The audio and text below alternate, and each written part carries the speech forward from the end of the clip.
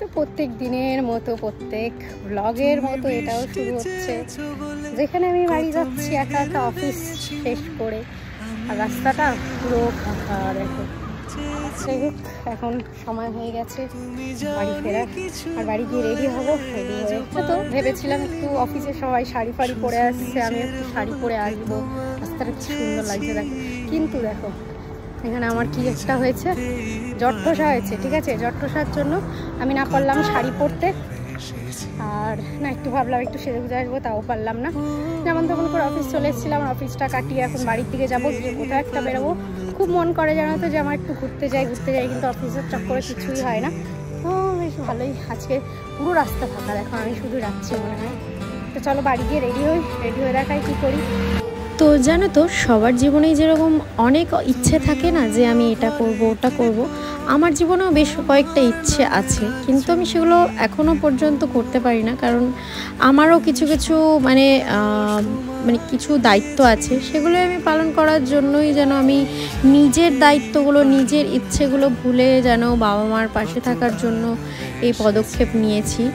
হ্যাঁ, তা বলে এটা নয় যে আমারও ইচ্ছে করে না কোথাও একটু যাই, কোথাও ঘুরি, ভিডিও বানাই বেশি বেশি করে, নিজের প্রতি নিজে বেশি টাইম দিই, কিন্তু সেটা আমার পক্ষে হয়ে ওঠে না। কিন্তু সবাই বলবে যে এটাতে তুমি খুশি নয়, তবুও এটা কেন করছো। আমি যেন এটাতেই খুশি, আমি যেইটুকু পাচ্ছি ভগবানের মানে গোপালের আশীর্বাদে আমি যেইটুকু করতে পারছি, আজ আমি যেইটুকু করছি না করছি, আমি এইটুকুতে না অনেক খুশি। সত্যি কথা বলতে আমি আমার জীবন নিয়ে আমার কোনো রকম কোনো কমপ্লেন নেই যে আমি এটা বলবো। তো যাই হোক, এরপরে আমরা কি করছি, আমরা একটু চলে এসেছিলাম পয়লা বৈশাখে শুভ নববর্ষের দিনেই আমরা চলে এসেছিলাম একটু ঘুরতে। তো যাই হোক, কোথায় যাব করে আমরা 5 জন বেরিয়ে পড়েছিলাম। এখানে একটা এই যে বিশ্ব বাংলা গেটের কাছে যে পুরো ডান দিকে, মানে যদি তোমরা নিউ টাউন ডিএলএফ থেকে যাও তাহলে হচ্ছে গিয়ে বাঁ দিকে তোমাদের এই যে এই জায়গাটা পড়বে, যেখানে কিন্তু অধিকাংশ আমি দেখেছি ভিডিও করে সবাই, ফেমাস যারা আছে সবাই এখানে ভিডিও করে। তো আমরাও এখানে চলে এসেছিলাম, একটু সন্ধ্যা হয়ে গেছিলো, তো অতটা বেশি লাইট ছিল না বলে বুঝতে পারছো না, কিন্তু এটা ভীষণ সুন্দর একটা জায়গা। দিনের বেলা আসলে না ভীষণ ভালো লাগবে তোমাদেরও, আর ভিডিওগুলো খুব ভালো আসবে জায়গাটায়। তো যাই হোক, আমরা চলে এসেছি সবাই মিলে। আর জানো তো নিশ্চিত সবসময় চেষ্টা করে যে তা আমি একটু কিভাবে খুশি থাকি না থাকি, দুজনেই খুব ব্যস্ততার মধ্যে জীবনে কাটাই, কিন্তু সেইটুকুর মধ্যেই আমরা চেষ্টা করি দুজনের সাথে অনেকটা সময় কাটানোর। যদিও বা দেখতে দেখতে 6 বছর কাটিয়ে ফেললাম, কিন্তু কিভাবে যে 6 বছর কাটিয়ে ফেললাম আর এখনও কিভাবে যে পাশে আছি সেটা সবাই জানে, মানে কি বলবো, আমরা নিজেরাই জানি। হ্যাঁ অবশ্যই ঝগড়া সব বিয়েতেই হয়, বাট ব্রেকআপ কখনোই না।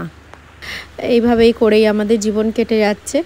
তো ওকে পেয়ে সত্যি আমি এখন ভাবি যে মানে জীবনে তোমার পিছনে একটা সাপোর্ট করার মতো একটা মানুষ চাই, যে তোমার সব ভুল ঠিকগুলোকে তোমাদেরকে একদম বলে দেবে যে এটা তুমি ভুল করছো, এটা তুমি ঠিক করছো, আর আমি তাকে চোখ বন্ধ করে বিশ্বাস করতে পারি যেন। তো যাই হোক, এইখানে আমরা চলে এসেছিলাম, খাবো দাবো কিছু, ঘুরবো। তো যাই হোক, এখানে বিশ্ববাংলার একদম নিচেটাতেই অনেক খাবারের দোকান বসে।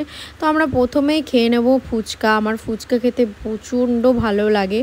তো যাই হোক, এখানে আমি ফুচকা খেয়ে নিচ্ছি। ফুচকা যে এত প্রিয় আমার একটা জিনিস, ফুচকা আর মোমো আর বিরিয়ানি, ব্যাস এই 3টে হলে আমার আর অন্য কিছু তো আমার যেতেই হয় না, এরকম ব্যাপার। তো যাই হোক, সেমনভাবেই আমরা খেয়ে নিচ্ছি ফুচকার পরে মোমোটাও টেস্টি ছিল, কিন্তু এটা যে এত ঝাল ছিল, মানে ওটার যে সসটা ছিল হেভি ঝাল ছিল, আমার খুব ঝাল লাগছিল। তো তারপরে এই যে তোমরা বিশ্ব বাংলার ঠিক ডান দিকে রোড পেরিয়ে কিন্তু এই জায়গাটা পাবে, যেখানে এই যে সুন্দর একটা জায়গা আছে ভিডিও করার জন্য, আর সেখানে এখন এত সুন্দর করে দিয়েছে না, অন্ধকার বলে বুঝতে পারছো না, কিন্তু বসার জায়গা, এখানে একটা ঝর্ণা ভীষণ সুন্দর করে দিয়েছে, যেটা আমরা এইবারে এসে দেখলাম। কত দিন হয়ে গেল আমরা আসি না, যেমনটা তোমাদের বললাম যে আমার তো আর সেরকম সময় হয়ে ওঠে না, ওই জন্য আসতে পারিনি। তো যাই হোক, এখানে আমি বলছিলাম এই যে তোমাদের রাজকুমারী কোকো এখান থেকে কিন্তু নেমে আসছে। তোমরা সবাই এখনই আশীর্বাদ নিয়ে নাও।